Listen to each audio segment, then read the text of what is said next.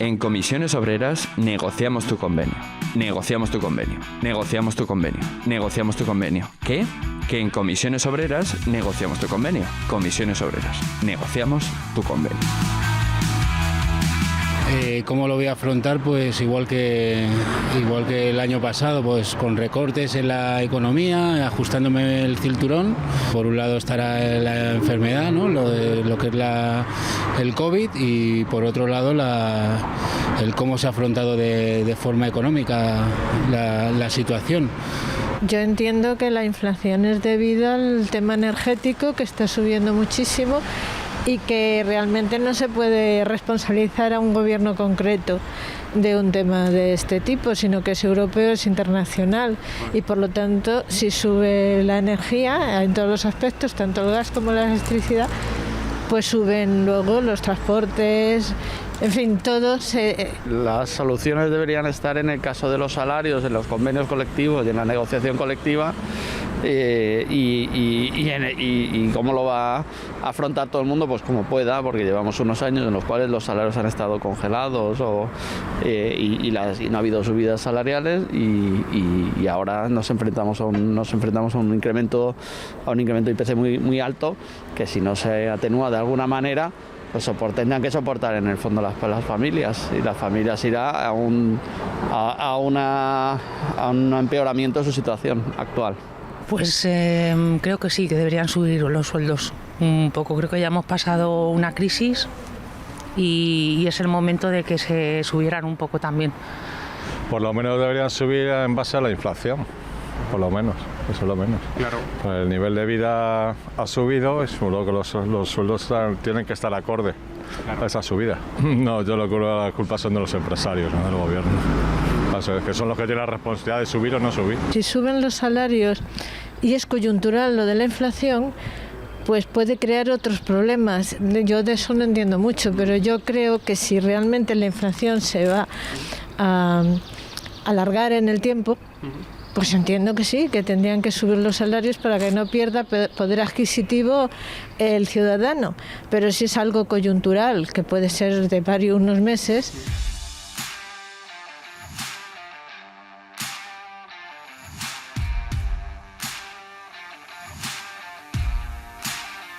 Gente con clase, el podcast de Comisiones Obreras.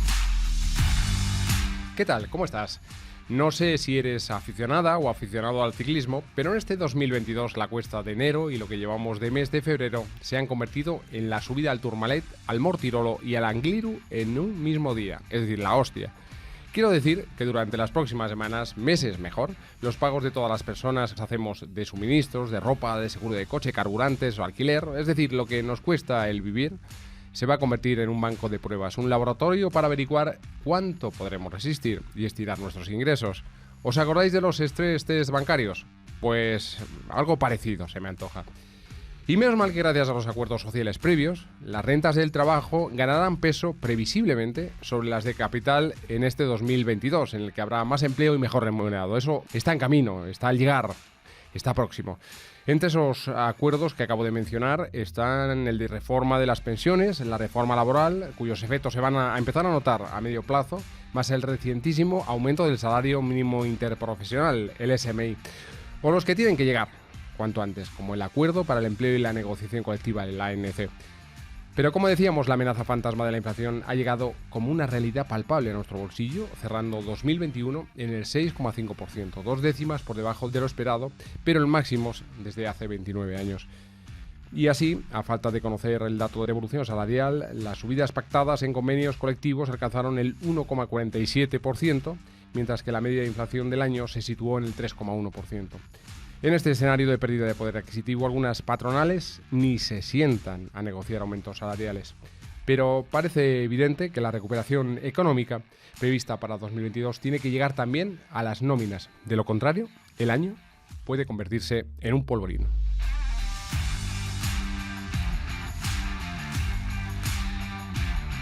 Saludos de José Julio Alonso, del equipo de comunicación confederal de Comisiones Obreras, y también de Miguel del Río, que hace que este encuentro, este pequeño milagro que hacemos, sea posible todos los días. Así es que por necesidad y virtud, todos los actores que tenemos que decir algo sobre la cuestión, básicamente sindicatos, patronales y gobierno, tendrán que ponerse de acuerdo para capear el temporal, que previsiblemente amaine en poco tiempo. Ya sabemos que sus causas son coyunturales y están relacionadas con factores exógenos a nuestra economía. ¿Pero de qué estamos hablando? ¿De un pacto de rentas con varias patas para salvar los muebles de la inflación?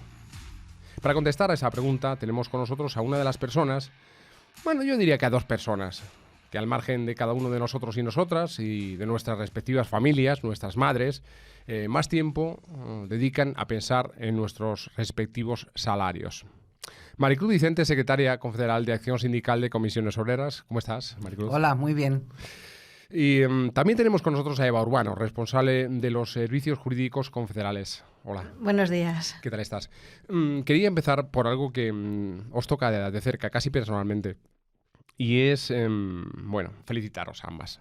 Porque, primero, es muy reciente ese acuerdo que lo hemos mencionado ya, el salario mínimo interprofesional, y muy difícil, yo diría que se puso muy cuesta arriba el acuerdo para reformar la norma que regula las relaciones laborales en este país. La reforma laboral que por fin llegó y que costó muchos meses, y que os lo voy a decir abiertamente, me jode mucho que se haya aprobado de la forma que se ha aprobado. Pero ahí está. Pues yo diría que afortunadamente ahí está, porque lo que sí es cierto que ha sido un acuerdo que ha costado muchísimo trabajo. Partes de la base de que estamos defendiendo un acuerdo en el que estamos empresarios y sindicatos con intereses totalmente contrapuestos, y que la idea que teníamos desde el principio de intentar que esto fuera un acuerdo en el que estuviéramos todas y todos, todas las organizaciones y todos los que configuramos la mesa de diálogo social, creo que ha dado resultado. Pero eso efectivamente ha sido un empeño que ha llevado muchísimo trabajo, una mesa en la que se discute cada coma que se pone y que desde luego buscar los puntos de acuerdo ha sido muy, muy costoso. No obstante, yo también el hecho de que se aprobara como se aprobó, que me fastidiara de alguna manera que eso fuera así. Yo he dicho una palabra mucho más fea, pero bueno.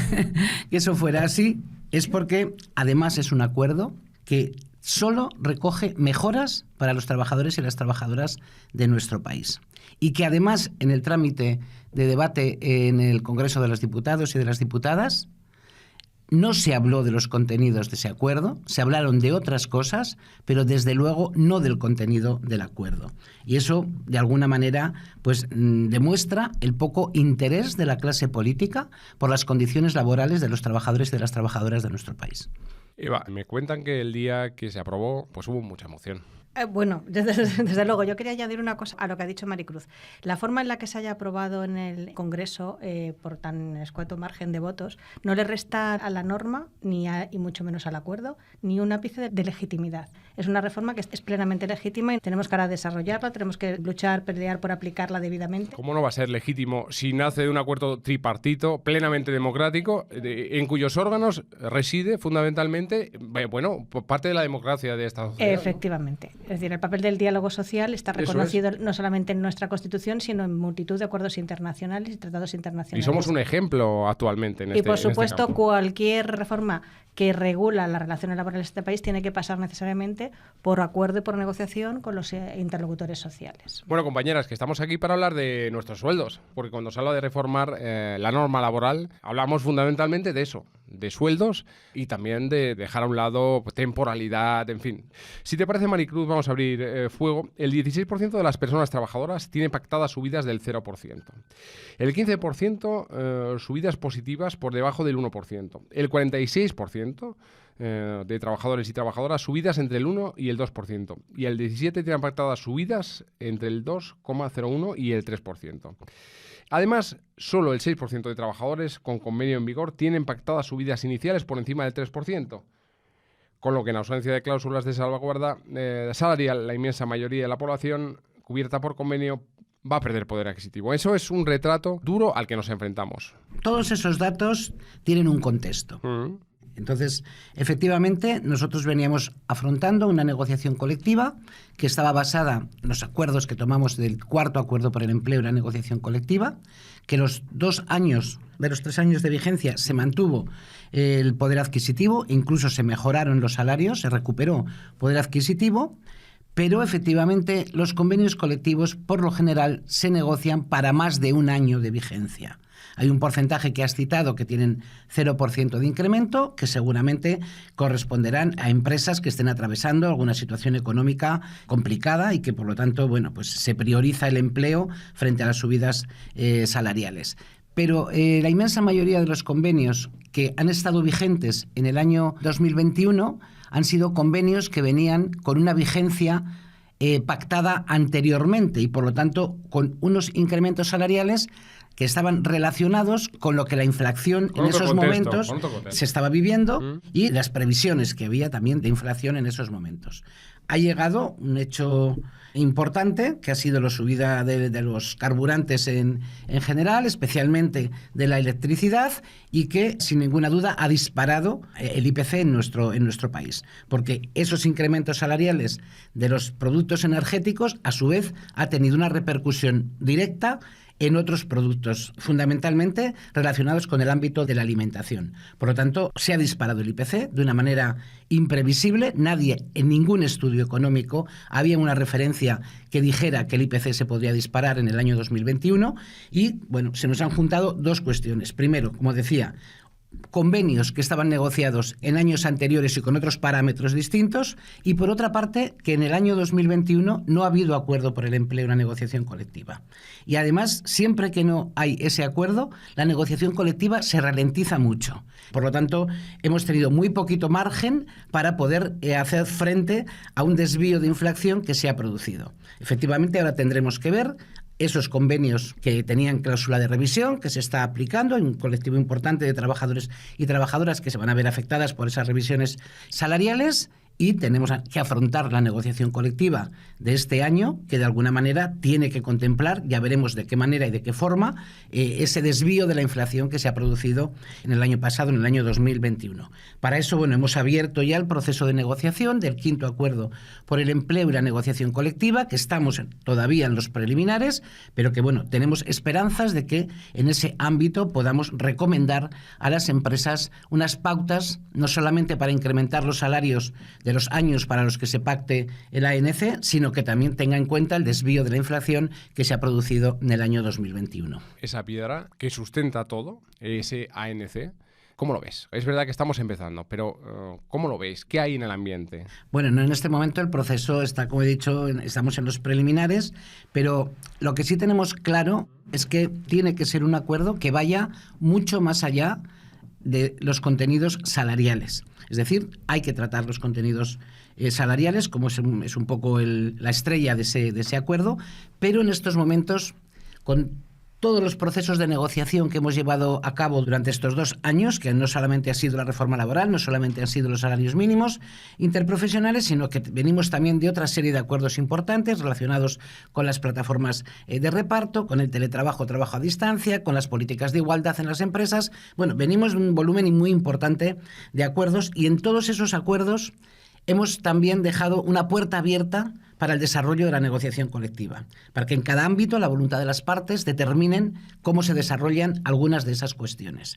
Por lo tanto, creemos que el ANC es ese marco adecuado para dar ahí pautas concretas de orientaciones para las empresas y los sectores, para que la negociación colectiva y los convenios colectivos sean realmente convenios que se actualizan sus contenidos, que se adaptan a las necesidades que van surgiendo en el mercado de trabajo, a las nuevas problemáticas que van surgiendo, y que, por lo tanto, tenemos que llenar de contenidos esos convenios colectivos, tenemos que reforzar esa negociación colectiva. Creemos, además, que esta última reforma laboral es fundamental para poder desarrollar una negociación colectiva diferente, y, por lo tanto, creo que en estos momentos debemos de ir a un ANC que regule muchas materias, además de la orientación salarial para empresas y sectores. Una verdadera caja de herramientas, ¿no?, que sería lo deseable. En este contexto, además, eso se afronta con una inflación, como decíamos, altísima, que está afectando más a los hogares más pobres. Evidentemente, esto a quien afecta es a quien afecta. Pero ¿sabéis qué me preocupa sobremanera? Que ya se observa un crecimiento de la inflación subyacente, es decir, sacas de la cesta los alimentos frescos y la energía. Y eso se ha acelerado en los últimos meses en casi 2 puntos porcentuales. Eva, ¿eso ¿Puede llegar a ser preocupante? ¿Eso empuja, condiciona esa negociación de alguna manera? Por supuesto, será un condicionante, pero vamos, respecto a lo de la ANC, bueno, pues para eso se inician las negociaciones. Pero una de las cuestiones en la que apuntaba también, es decir, que en esta ocasión el ANC tiene muchísimo trabajo, muchísimo campo de actuación, porque entre otras cosas lo que ha hecho la reforma laboral, el acuerdo que se suscribió, es invitar a la negociación colectiva a completar ese régimen jurídico tanto en la contratación, tanto en la asociación de empresas, en las subrogaciones, en las contratas, en las subcontratas, en el ámbito propio de la negociación colectiva. Es decir, hay muchísima tarea pendiente que deriva precisamente de esa reforma laboral. Es decir, que incluso el ANC debe estar llamado, ¿no?, a completar lo que ahora mismo está ya en la norma. Hay una cosa que me preocupa del berenjenal que tenemos ante nosotros con el problema de los salarios y la inflación. Es que he leído en el Gabinete Económico Confederal de Comisiones que se detectan efectos de segunda ronda sobre la inflación que proceden de los intentos de las empresas para tratar de mantener unos márgenes de beneficio que alcanzaban máximos históricos justo antes de la pandemia. Es decir, no todo es cuestión de la energía, no todo, no. Es decir, yo lo que intento es seguir con unos márgenes altísimos, sigo en los mismos porcentajes y mientras no hay reparto. ¿Cómo os preocupa o hasta dónde os preocupa esos intentos que ya se pueden percibir? Para eso está la negociación colectiva y para eso nosotros somos... Para eso nos sentamos a hablar. Claro, para eso emplazamos a las patronales y emplazamos luego a las empresas y a los sectores a regular las condiciones de trabajo, efectivamente. El contexto habrá que analizarlo y naturalmente estamos para mejorar en derechos, claro. Hombre, aquí hay una cuestión de fondo que es real. Es decir, la anterior crisis, la crisis del año 2008...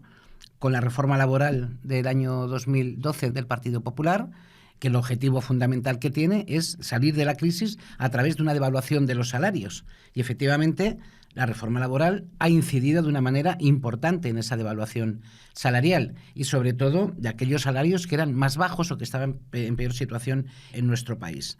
La recuperación que se empieza a notar a partir del año 2014, que tiene un auge más importante en los años 17, 18, sin embargo, son años en los que no hay ningún tipo de reparto. Todos son beneficios para las empresas, beneficios además que las utilizan las empresas para amortizar deuda, por lo tanto no tienen una reinversión en los propios negocios y para mantener el empleo, y entre tanto los salarios siguen devaluándose y es el cuarto acuerdo por el empleo y la negociación colectiva quien pone freno a esa situación. Y es el año 2018 y 2019 donde se produce una recuperación de poder adquisitivo de los salarios, aunque todavía sigue habiendo una diferencia entre los salarios que había antes de la crisis de 2008 a las que teníamos en 2018. Por lo tanto, no hemos conseguido recuperar todo el salario que se perdió, fruto fundamentalmente de la reforma laboral del año 2012. Por lo tanto, tenemos que seguir en esa línea. Hay márgenes. Sí es cierto, hay márgenes, o el margen es amplio para poder negociar. No es menos cierto que en el año 2020, que teníamos que haber seguido en esa línea de recuperación de poder adquisitivo, porque estaba vigente también el cuarto ANC, pues tuvimos una pandemia global que de alguna forma pues vino también... No había salido hasta aquí, hasta este punto de la conversación. Pues sí, pero ha tenido una incidencia también muy importante en la negociación colectiva y en las relaciones laborales, pues con un país que estuvo unos meses prácticamente paralizado, igual que en el resto del mundo. No ha sido una excepción, eso sin ninguna duda ha tenido también una repercusión en las relaciones laborales. Ahora estamos en una coyuntura diferente. Afortunadamente, los acuerdos que hemos mantenido en materia de ERTEs, fundamentalmente, han supuesto que la recuperación económica haya sido mucho más rápida que en cualquier otra crisis. Y además, que no se haya perdido tanto empleo como en cualquier crisis y que se haya recuperado ya todo el empleo que se pudo perder como consecuencia de la COVID-19. Por lo tanto, estamos en una situación diferente y además las políticas económicas derivadas de la Unión Europea son políticas expansivas y por lo tanto tenemos que aprovechar esta coyuntura a través de los fondos de recuperación europeos también para que tenga una repercusión directa en los trabajadores y en las trabajadoras y eso se llama negociación colectiva. No hay otra forma de recuperar salarios, no hay otra forma de subir los salarios a las trabajadoras y a los trabajadores de este país si no hay negociación colectiva. ¿Y cómo está el músculo de la organización? Porque claro, Se inician unas conversaciones, nos sentamos en una mesa y uno tiene que saber que la organización está muy pendiente, que estamos todos y todas empujando con mucho músculo para que esto salga adelante. Y es una constante en la política de acción sindical de este sindicato. Bueno, negociación, movilización, negociación. ¿Cómo estamos? Pues yo creo que en estos momentos estamos bien situados, sinceramente.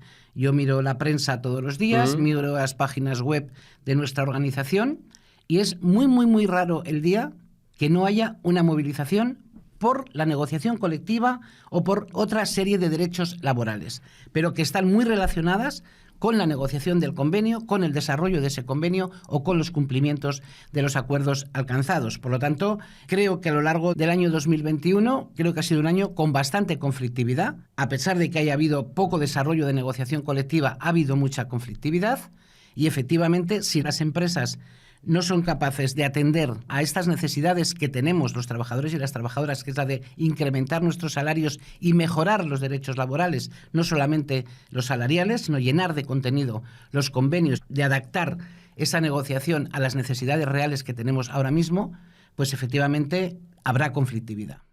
Habrá conflictividad y creo que la organización en estos momentos está preparada para afrontar un escenario de esas características. Ahora bien, para nosotros lo importante es intentar negociar e intentar buscar buenos acuerdos para los trabajadores y para las trabajadoras de nuestro país. Yo sé que hablar de cifras, tirar por elevación en las mesas de negociación y pedir aumentos del 7, del 8%, es muy fácil, muy sencillo, eso es. Lo hace casi cualquiera. Sobre todo porque sabemos que hay organizaciones que luego firman lo primero que se les pone delante. Pero vayamos a pisar suelo, pisemos realidad, teniendo en cuenta cómo está el contexto. Ante un dato que ha variado tanto a lo largo del año y que ha concluido con un pico tan excepcional que se espera que no dure mucho, otros economistas recomiendan que la referencia sea la de la inflación media del año.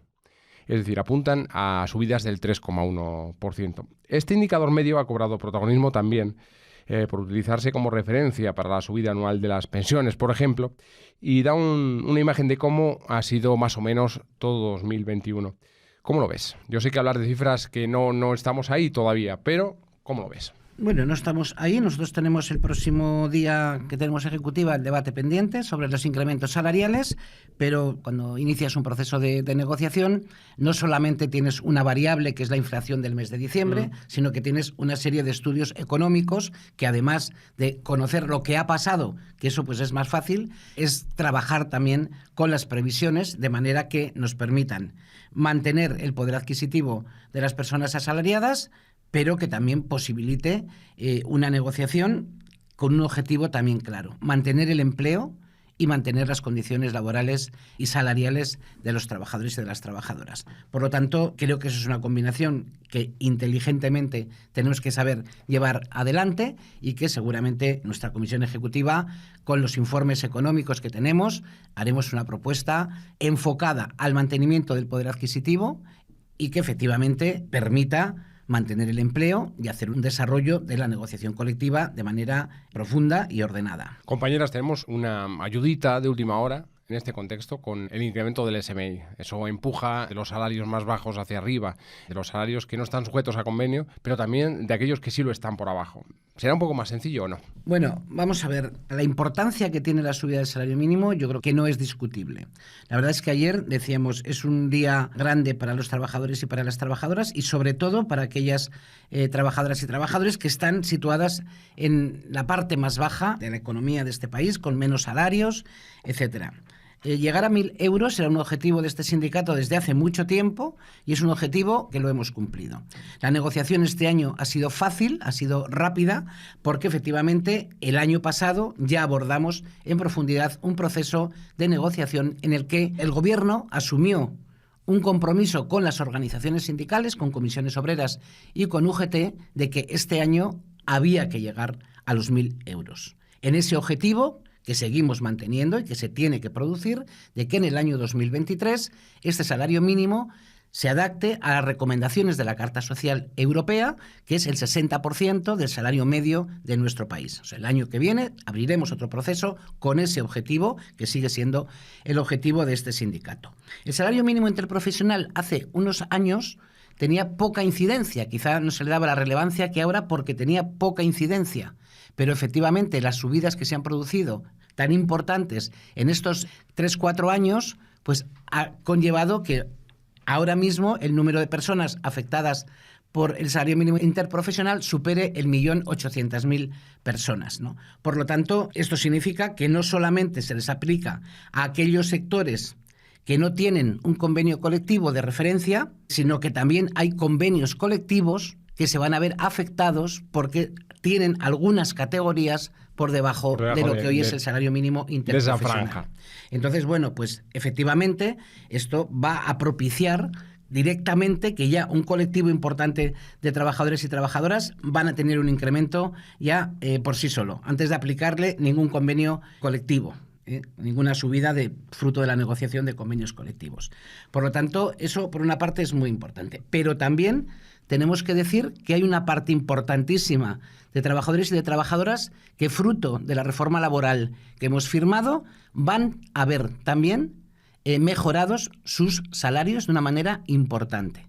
Porque efectivamente nos hemos cargado la prevalencia aplicativa del convenio de empresa frente al convenio sectorial, que estaba suponiendo una merma importante en los salarios de la gente, y que efectivamente ese cambio, solamente por ese cambio, va a haber personas trabajadoras que van a haber incrementado sus salarios de una manera muy importante. Por lo tanto, los acuerdos también ayudan y también contribuyen a la negociación colectiva y a mejorar las condiciones salariales de aquella parte de trabajadores y trabajadoras que peor están situadas en el mercado de trabajo. Porque todos estos acuerdos, fundamentalmente, están orientadas a estas personas que tenían una situación de mayor precariedad en el mercado de trabajo. Bueno, pues como en una película reciente decían, enséñame la pasta, ¿no? Y hay ejemplos que no sé si son más perniciosos que otra cosa. Por ejemplo, Comisiones en Euskadi firma una subida salarial del 6,5% para 2022 en el convenio de la construcción de Vizcaya.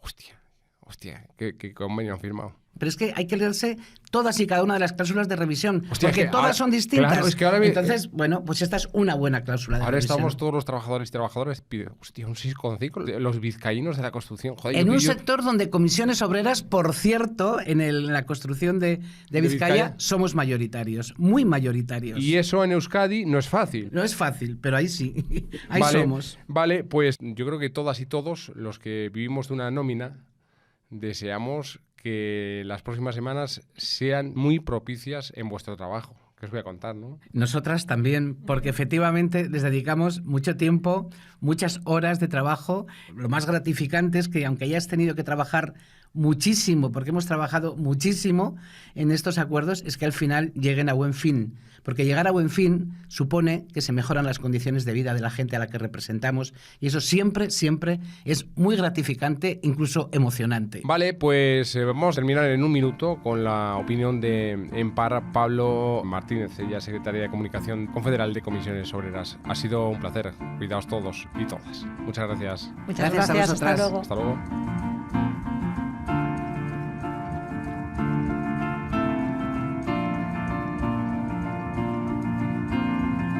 No debemos dejar que la tormenta perfecta que se ha configurado someta a una insoportable tensión a la mayoría social. Hasta el momento, la pérdida de poder adquisitivo de los salarios de trabajadores y trabajadoras ha disminuido su capacidad de compra porque, con un repunte de la inflación hasta el 6,5% y de la inflación media hasta el 3,1%, según los datos publicados por el Instituto Nacional de Estadística, los salarios solo se revalorizaron en torno al 1,5%. Con todo, lo que ha sucedido este año no estaba contemplado en ninguna previsión. Pero una cosa es incuestionable. Esa tensión de precios, que tiene componentes exógenos a nuestra economía relacionados con el aumento de los precios energéticos o las dificultades que atraviesa el comercio mundial por el deterioro de las cadenas de suministros, no debe recaer en ningún caso sobre las espaldas de las personas trabajadoras. La patronal debe aceptar de manera constructiva la negociación del quinto acuerdo para el empleo y la negociación colectiva, aceptando la compensación justa y equilibrada entre precios y salarios. Ocurre, entre otras cosas, que las estadísticas confirman que los márgenes de beneficio empresarial sí que han continuado aumentando en este país. No cabe tal despropósito. Los convenios colectivos registrados cubren a 7,68 millones de personas trabajadoras, una cifra todavía provisional, pero inferior a la de años anteriores. La práctica totalidad de ella cuenta con subidas por debajo de la inflación media en 2021. Por ello, resulta fundamental acordar subidas salariales para los años venideros y abordar también cómo se va a compensar este desfase entre la subida de la inflación y los salarios en 2021. No nos cansaremos de repetirlo. Hablamos de justicia social, por supuesto, pero también de eficacia económica. En la salida de la crisis resultaría una tragedia nuevas contracciones del consumo y la demanda. Y no podemos olvidar a un actor fundamental. En vez de poner parches como la bajada temporal del IVA u otros impuestos, el Gobierno tiene que actuar con contundencia sobre las causas que explican las presiones inflacionarias. Puede hacerlo en algún caso, especialmente el encarecimiento de la electricidad. Es una cuestión de responsabilidad social.